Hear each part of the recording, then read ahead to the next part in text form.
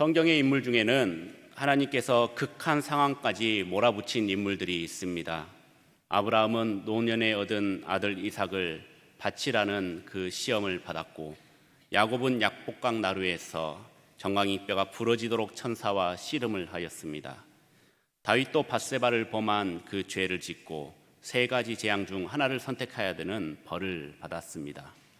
오늘 본문의 주인공인 욥도 하나님께서 허락한 사탄의 시험뿐만 아니라 인간관계에 관한 시험도 함께 받았습니다. 정말 극한 상황까지 갔던 욥이었지만 끝까지 하나님을 신뢰하며 신앙을 지켰습니다. 오늘 본문은 그 고난을 잘 이겨낸 욥에 대한 축복의 말씀입니다. 그런데 여기서 중요한 것이 하나 있습니다. 우리는 욥이 받는 복에 대해서 고난에 대한 인내의 보상으로만 생각하면 안 된다라는 것이죠. 욥은 처음부터 의인이었습니다. 고난을 받았던 것도 죄인이어서 고난을 받은 것도 아니었습니다. 극심한 고난 가운데서도, 고통 가운데서도 하나님에 대한 신앙도 버리지 않았습니다. 이는 단순히 우리의 인생을 인과응보의 그런 논리로만 생각해서는 안 된다라는 것이죠. 욥의 복도 역시 보상이 아닌 하나님의 절대 주권에 의해서 하나님의 섭리로 주어졌다라는 것이 중요한 포인트인 것입니다. 여러분들의 삶의 힘듦과 고통, 이것은 여러분들이 죄를 지어서가 아니라는 것이죠. 죄를 지어 받는 벌이라면 마땅히 그 벌을 받고 회개하고 죄값을 치러야죠. 하지만 하나님의 계획 안에 연단의 기회라면 우리는 그것을 말씀으로 받아들이고 믿음으로 받아들이고 잘 풀어낼 지혜도 필요한 것입니다. 지금의 고난이 어디로부터 왔는지는 알 수 없지만 욥처럼 하나님을 신뢰하면서 묵묵히 앞을 걸어갈 때 결국 하나님의 계획대로 이루어 가신다는 사실입니다. 우리가 읽고 있는 개역 개정 성경에는 정확하게 욥이 당한 그 고난의 기간이 나와 있지는 않습니다. 그러나 70인역과 대조해 보면 알 수가 있는데 16절 말씀처럼 140년을 살다가 죽은 것이 아닌 고난이 끝난 후 140년을 더 살았다라는 것을 알 수 있습니다. 70인역에는 고난이 시작된 후 170년을 살았다고 기록하고 있는데 이를 토대로 계산을 해보면 고난받은 기간이 30년이라는 계산이 나옵니다. 종합해 보면 고난이 시작된 나이는 70세였고 고난이 끝난 나이는 100세였고 그 후에 140년을 살았으니 욥은 240년을 향수하고 죽었던 것이죠. 오늘 방금 얘기한 것처럼 욥의 고난은 하루 이틀로 끝난 고난이 아니었다라는 것입니다. 무려 30년 동안 계속되었던 고난이었습니다. 그 긴 시간 동안 욥은 끝까지 하나님의 신의를 버리지 않았던 것이죠. 오늘 우리는 욥을 통해서 불합리하고 죄악이 가득한 세상에 낙심하거나 실망치 않고 더욱 하나님을 의지하며 욥처럼 회복되는 그런 역사가, 그런 믿음의 성도님들이 되시길 주님의 이름으로 축원합니다. 우리 9절 말씀을 보면은 욥을 괴롭히던 친구들이 찾아와 화해를 하고요, 11절 말씀에도 욥의 형제들뿐만 아니라 욥을 알던 자들이 다시 와서 위로하고 함께 먹고 마시고 선물까지 주었다고 말씀하고 있습니다. 함께 먹고 마시는 것, 이것은 우리 한국 사람에게는 굉장히 큰 의미가 있습니다. 여러분은 누군가에게 밥 한번 먹자라는 말을 해본 적이 있을 것입니다. 그리고 그렇게 들어본 적도 있을 것입니다. 늘 의례적으로 나중에 밥 한번 먹자, 내가 밥 한번 살게. 그런데 그런 말을 하기도 하고 듣기도 하는데 실제로 먹어본 적이 별로 없습니다. 말로는 언제 밥 한번 먹어야지, 내가 쏠게 하는데 늘 시간이 바쁘고 일들이 있고 서로 시간이 안 맞죠. 그런데 어찌됐건 한 번씩은 꼭 먹게 되어 있지만 그마저도 먹어본 적이 없다면 그 사람과 자신 간의 관계를 진지하게 한번 생각을 해봐야 됩니다. 한국 사람은 아무에게나 밥을 먹자고 얘기하지 않기 때문이죠. 밥을 함께 먹을 수 있다는 것, 이것은 매우 가까운 관계를 의미하고 있습니다. 식구라는 말 자체가 밥식자에 입구자를 씁니다. 밥을 같이 먹는 사이, 가족이라는 말까지 하고 있지 않습니까? 그래서 밥을 한번 먹자라는 것은 내가 너를 가족처럼 여기겠다, 너를 가족같이 아낀다, 가깝다라는 의미가 될 수 있는 것이죠. 언제 밥 한번 먹자 이 말이 지금 내가 시간이 없어서 당장은 밥을 못 먹지만 나는 너와 함께 언제든지 밥 먹을 준비가 되어 있다라는 것을 확인시켜 주는 것입니다. 인간관계에 있어서 밥이라는 것이 참 중요하고 또 재밌죠. 혼날 때도 뭐라고 얘기합니까? 오늘 밥 없어. 좋아하는 이성에게 접근할 때도 어떻게 얘기합니까? 밥 한번 같이 먹을래요? 이렇게 얘기를 하죠. 고마울 때는 내가 꼭 밥 한번 살게, 정말 고마워. 안부를 물어볼 때도 밥은 먹고 다니냐? 아플 때도 끼니 거르지 말고 꼭 밥 먹어서 기운 차려라. 그리고 아침에 우리가 일어날 때 아버지 진지 잡수셨습니까? 문안 인사 드릴 때도 그렇게 얘기를 하죠. 이렇게 인간은 혼자서는 살 수 없는 존재입니다. 그리고 이것은 오래전 역사적 사실을 통해서도 알 수 있는 것인데, 혼자가 아닌 공동체를 이루고 자녀를 낳아 대를 이어서 지금까지 인류는 멸망하지 않고 보존될 수 있었던 것이죠. 개인주의가 아닌 혈연과 지연과 부족 중심의 공동체를 이루었고, 인류는 이를 인해서 생명의 맥을 이어갈 수 있었던 것입니다. 그러나 인간은 혼자 살 수 없음에도 불구하고 혼자 살 수 있는 것처럼 착각에 빠져서 살고 있습니다. 혼자 살 수 없는데 혼자 사는 척을 하고 있는 것이죠. 그리고 늘 당당하게 살아가는 모습을 보입니다. 그리고 그것이 멋인 줄 알고, 그것이 로망인 줄 알고 살아가고 있습니다. 여러분들 TV 프로그램에 나 혼자 산다라는 프로그램이 있습니다. 말 그대로 나 혼자 사는 모습을 TV에 보여주는 것인데, 가만히 보면은 혼자서 사는 것이 아니라 친구들과 여행도 가고요, 또 반려동물도 있고요, 이웃과도 잘 지내는 모습들이 나옵니다. 나 혼자 사는 것 같지만 나 혼자 안 산다라는 것이죠. 의미가 다르다라는 것입니다. 혼자 산다라는 것이 단지 결혼을 안 하고 혼자 사는 것이 아니라 인간관계의 거의 단절이라고 볼 수 있는데, 이들은 혼자 산다고 얘기를 하지만 친구도 있고 이웃도 있다라는 것이죠. 물론 혼자 살 수밖에 없는 형편인 분들도 계십니다.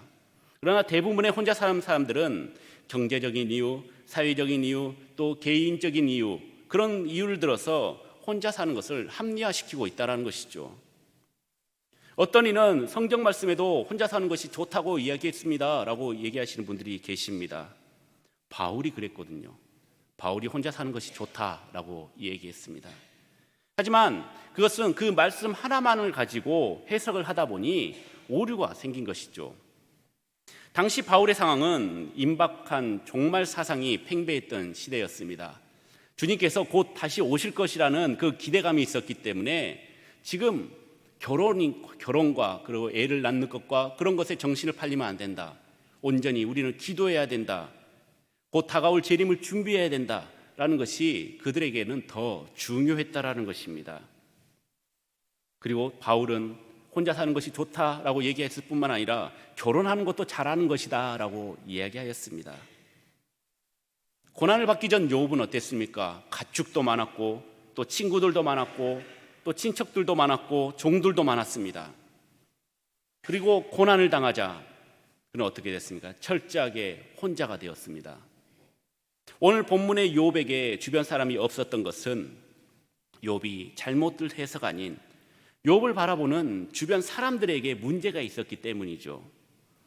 욥이 고난을 당한 이유로 죄로 여기는 관점으로 욥을 바라보니 자연스럽게 욥을 멀리하게 되었던 것입니다. 그러나 하나님께서는 직접적인 중재에 나섭니다. 욥의 공경을 돌이키고 화해할 것을 명령하셨습니다. 그것도 인간의 의지와는 상관이 없는 하나님의 은혜와 사랑 가운데 가능한 것이었죠. 이것은 망가지고 부서져 버린 하나님과 인간과의 관계, 또 인간과 인간과의 관계를 회복시키려는 예수 그리스도의 십자가의 사랑의 의지였던 것입니다. 우리는 욥의 회복처럼 모든 면에서 회복되기를 원하고 있습니다. 욥은 끝까지 하나님을 바라보고 기대하며 인내한 결과가 바로 회복이었기 때문입니다. 이에 야고보서는 5장 11절 말씀을 통하여서 욥의 생애의 핵심을 말씀하고 있습니다. 보라, 인내하는 자를 우리가 복되다 하나니 너희가 욥의 인내를 들었고 주께서 주신 결말을 보았거니와 주는 가장 자비하시고 긍휼히 여기시는 이시니라. 욥의 인내, 그리고 주님께서 주신 그 결말, 하나님께서 주시는 그 인내, 하나님은 기뻐하셨다라는 것입니다. 한자로 참을 인내는 칼 도자 아래 마음 심자가 있습니다. 칼 아래 마음이 있다라는 뜻이죠. 그만큼 고통스럽고 불안한 것이 바로 인내라는 것입니다. 하나님이 말씀하시는 인내는 산호라면 언젠가는 좋은 날도 오겠지, 내일은 해가 뜬다, 이런 마음을 가지고 무작정 막연하게 견디고 버티는 것이 인내가 아니라는 것입니다. 하나님을 믿고 참는 것이 인내인 것입니다. 하나님을 믿고 바라보는 것이 인내인 것입니다. 그리고 그 인내의 결과가 무엇이었습니까? 회복이었다라는 것이죠. 그러므로 하나님을 믿고 참으시길 바랍니다. 하나님을 믿고 바라보시길 바랍니다. 부부 관계도, 친구 관계도, 성도와의 관계도 하나님의 사랑 안에서 인내하면 해결될 문제라는 것입니다. 사랑하는 성도 여러분, 심리학의 용어 중에 회복의 탄력성이라는 말이 있습니다. 시련과 역경에 직면해 실패하고 좌절하는 체험을 하지만 다시 힘을 내어서 원래의 상태로 돌아가려는 불굴의 의지와 노력을 가리키는 말입니다. 우리는 늘 넘어집니다. 늘 지치고 갈급합니다. 그러나 하나님의 사람은 넘어지더라도 오뚜기같이 다시 섭니다. 오뚜기 아래에 중심에 무거운 추가 있기 때문에 쓰러져도 다시 일어나고, 배가 아무리 흔들려도 균형을 잡는 것은 평연수, 발라스트가 있기 때문입니다.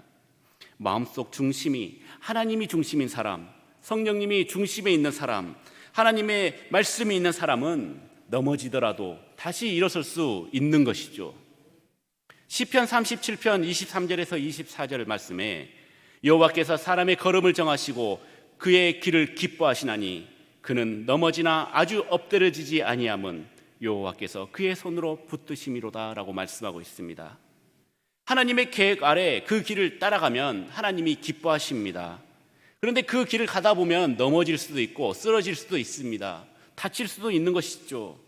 그런데 아주 엎드려지게는 하지 않으신다라는 것입니다. 우리가 엎드려지려고 할 때 하나님께서 붙잡아 주시는 것이죠.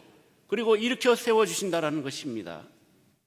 우리가 늘 말씀으로 하나님과의 친밀한 관계가 이어지고 세상에서도 인간과의 관계가 늘 아름다운 관계로 회복되는 믿음의 성도님들이 되시길 주님의 이름으로 축원합니다. 12절 말씀을 보시면 말년의 욥에게 처음보다 더 복을 주었다라고 말씀하고 있습니다. 양이 14,000마리, 낙타가 6,000마리, 소는 1,000결이, 암낙이 1,000마리, 각각 2배씩 늘었던 것이죠. 앞서 말씀드린 대로 이 복은 욥의 고난에 대한 그 보상의 의미가 아니라 하나님의 주권에 따르는 하나님의 은혜의 선물이었습니다. 우리가 현실을 살아가는데 소유, 물질은 중요한 요소입니다. 사실 우리가 걱정하고 고민하고 있는 것 중에 대부분 99.9%를 차지하는 것이 바로 물질, 돈이라는 것이죠. 신실한 그리스도인들은 물질도 제대로 사용합니다. 돈을 제대로 사용할 줄 아는 것이죠. 그래서 하나님께서 계속해서 공급해 주고 계신다라는 것입니다. 하나님은 그 소유의 회복을 넘어서 차원을 넘어서 2배의 복을 주셨습니다. 하나님께서 회복시켜 준 것이죠. 물질을 누구의 것입니까? 바로 하나님의 것입니다. 우리는 잠깐 빌려 쓰다가 하나님께 다시 돌려드린 것뿐입니다. 하나님의 은혜 가운데 우리가 살아갈 수 있는 것이죠. 하나님의 말씀을 따라 본토 친척 아비집을 떠난 아브라함도 세월이 지날수록 재물이 많아졌습니다. 물질이 기복신앙이 될 수는 있으나 진짜 하나님을 믿는 신앙인들에게는 물질로 인해서 나의 유익을 생각하지 않고 하나님의 영광만 바라보고 있다는 것이죠. 더 큰 것을 주라도 이들은 변하지 않는 신앙을 계속해서 유지하고 있습니다. 그러니 하나님께서 기뻐하실 수밖에 없는 것이죠. 욥은 고난 전에도 당대 최고의 부자였습니다. 그러나 늘 겸손하였습니다. 자녀들이 어떻게 될까 봐, 또 죄 짓지 않았을까, 날마다 자녀들의 이름으로 제사를 드렸습니다. 자랑하지 않았고 하나님 앞에서 늘 의인으로 삶을 살았죠. 우리들 가운데 다 좋은데 인내가 부족한 사람들이 있습니다. 머리도 좋고 성품도 착하고 신앙도 좋은데 단 한 가지를 오래 하지 못합니다. 꾸준히 하지 못하죠. 여기 있다가 저기 있다가 꾸준히 못하는 자들을 우리는 부지런하다고 얘기하지 않습니다. 여러 군데에서 발견했다고 해서 열심히 한다고 얘기하지 않습니다. 조금 바보스럽고 어리석게 보이더라도 그 한 자리에서 꾸준히 자리를 지키고 있는 자들이 하나님께서 보시기에 현명한 자들이고, 이런 자들이 바로 칭찬받는 자들이라는 것이죠. 외삼촌 라반의 집에서 온갖 수모를 겪고 20년 동안 일했던 야곱이 누가 봐도 바보스럽고 누가 봐도 어리석게 보입니다. 그런데 이러한 삶으로 인해서 야곱이 가난해졌습니까? 야곱의 삶이 비참해졌습니까? 아닙니다. 지팡이만 가지고 요단강을 건넜던 그 야곱이 지금은 두 때를 이루는 엄청난 복을 누리게 되었던 것이죠. 이렇게 현실적으로 복을 받는 분들도 계시지만 그렇지 못한 경우도 있습니다. 내가 하나님을 열심히 섬기고 있고 내가 하나님의 사역을 열심히 하고 있는데 왜 나의 삶은 궁핍한가? 왜 나의 삶은 가난한가? 왜 나의 삶은 늘 어려운가? 시련만 닥치는가? 하지만 그것을 포기하지 마시고, 이것을 나의 저주로 생각하지 마시고, 하나님께서는 반드시 영원한 상급으로 갚아주신다라는 사실입니다. 성공과 실패가 바로 여기에서 나눠지는 것이죠. 성공하는 사람은 끝까지 인내하면서 기다립니다. 하나님의 역사하심을 기다리고 있습니다. 그러나 실패하는 사람은 기다리지 않습니다. 어느 정도 견디고는 이제 견딜 만큼 견뎠다고 단정해버리죠. 그리고 스스로 판단하고 스스로 결정하고 스스로 실망합니다. 한국 사람은 성격이 급합니다. 커피가 나오지도 않았는데 손을 놓고 있습니다. 그 3분 라면, 컵라면을 먹는데도 1분 되면 막 뒤적뒤적됩니다. 다 익었는지 안 익었는지. 그리고 그 뜨거운 아메리카노 커피를 막 마십니다. 그리고 막 하면서도 막 마십니다. 그렇게 성격이 급한데 하나님께서도 굉장히 마음이 급한 우리 한국 사람들을 어떻게 인내하게 할까? 아마 연구 중일 것입니다. 우리도 조금만 참고 인내해 보시길 바랍니다. 그렇다면 지금의 삶보다 더 나은 삶이 우리 앞에 펼쳐지게 되는 것이죠. 사랑하는 성도 여러분, 맛과 멋에는 차이가 있습니다.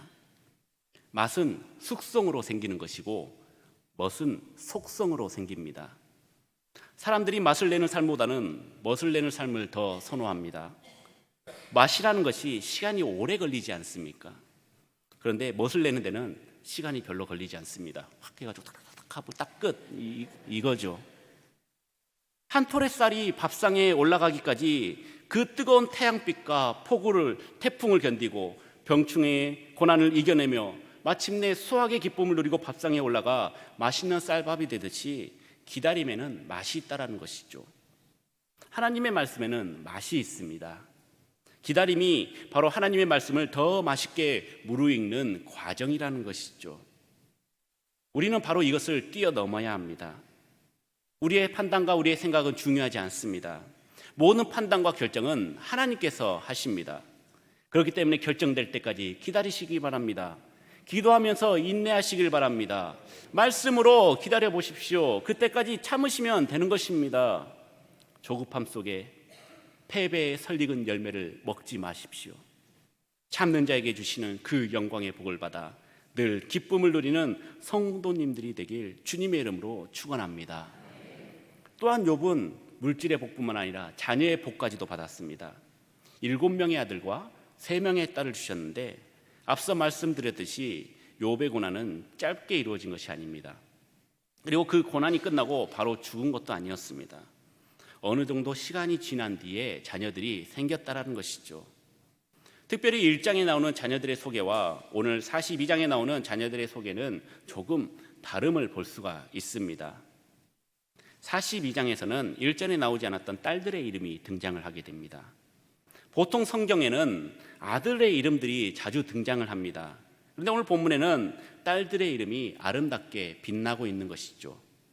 첫째 딸인 여미마는 비둘기라는 뜻을 가지고 있습니다. 욥의 순결한 신앙을 본받으라는 뜻으로 이름을 그렇게 지었을 것입니다. 둘째 딸인 그시아는 계피나무를 뜻하고 있습니다. 계피는 제사에도 사용되는 귀중한 재료입니다.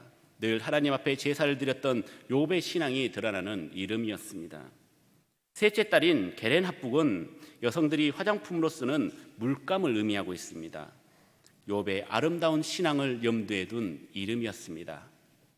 그리고 당시 욥의 딸들처럼 아름다운 여자가 없었다라는 것은 그 외면뿐만 아니라 내면까지도 모두 하나님 사람들 앞에서 아름다웠다는 것을 알 수가 있죠. 또한 딸들에게 기업을 주셨습니다. 당시 여자는 인구수에도 들어가지 못할 정도로 인정받지 못하고 무시당하기 일쑤였는데 욥은 아들, 딸 구별 없이 유산을 상속했던 것이죠. 세상 풍습에 따르지 않고 하나님의 뜻대로 믿음의 원리대로 살았던 것입니다. 당시 사람들은 의아했을지도 모릅니다. 하지만 현대에 사는 우리의 입장에서는 욥이 어떻게 보입니까? 시대를 앞서간 사람으로 보이지 않습니까? 그렇기에 하나님께서 자랑하고 싶은 자라고 칭함을 받을 수 있었던 것이죠. 믿음의 원리대로 살아가니 하나님께서는 자랑스러운 사람이었고 사람들 앞에서는 본받을 자가 되었던 것입니다. 사랑하는 성도 여러분, 우리는 보이는 복 그리고 외모에 집중을 합니다. 하지만 보이는 것에 집착하면 정작 중요한 것을 우리는 놓칠 수밖에 없습니다. 우리 내면에 있는 영적인 복이 우리에게는 더 중요하고 내면에 있는 아름다움이 우리에게 더 소중한 것입니다. 비록 인간적으로 봤을 때는 우리는 아름답지 않습니다. 잘생기지 않았습니다. 예쁘지 않습니다. 그러나 하나님 앞에서 아름답다면 하나님께서 아름답다 하는데 사람들이 어떤 말 하든 무슨 관계가 있습니까? 늘 하나님의 아름다움으로 가득 찬 믿음의 아름다운 성도님들이 되시길 주님의 이름으로 축원합니다. 그리고 개인과 가정에 차고 넘치는 복이 임하길 소망합니다. 마지막으로 욥은 건강의 복을 받았습니다. 사단은 첫 번째 시험을 줄 때 욥의 소유물을 쳤습니다. 소유했던 짐승들이 뺏기고 종들은 죽고 자녀들은 큰 바람으로 인해 죽었습니다. 그럼에도 불구하고 욥은 하나님을 원망하지 않았습니다. 한 번의 시험으로도 족한데 이에 굴하지 않고 사단은 욥에게 직접적으로 뼈와 살을 쳤습니다. 발바닥에서 정수리까지 온몸에 종기가 나서 제 가운데 앉아 손으로 긁어도 안 되니 질그릇 조각으로 온몸을 긁었습니다. 그렇다면 옆에서 함께 기도도 해주고 약도 발라주고 눈물 흘려야 될 그 아내는 하나님을 욕하고 죽으라고 저주까지 하였습니다. 세 친구는 와서 처음에는 같이 위로한가 싶더니 이 원인이 너희의 죄악 때문이라 정죄하였습니다. 이러한 상황에서 욥은 3일도 아니고 3년도 아니고 30년을 견뎠다라는 것이죠. 그 이후에 어떻게 되었습니까? 온몸에 난 종기는 사라졌고 깨끗해졌습니다. 건강의 복을 주셨던 것이죠. 그리고 장수의 복까지 주셨습니다. 아파서 골골대다 240년을 산 것이 아닌 건강하게 하나님의 은혜로 자손 대대를 보고 죽었던 것이죠. 어쩌면은 우리 전라동화처럼 그래서 욥은 행복하게 살다가 죽었답니다 라고 끝나는 해피엔딩입니다.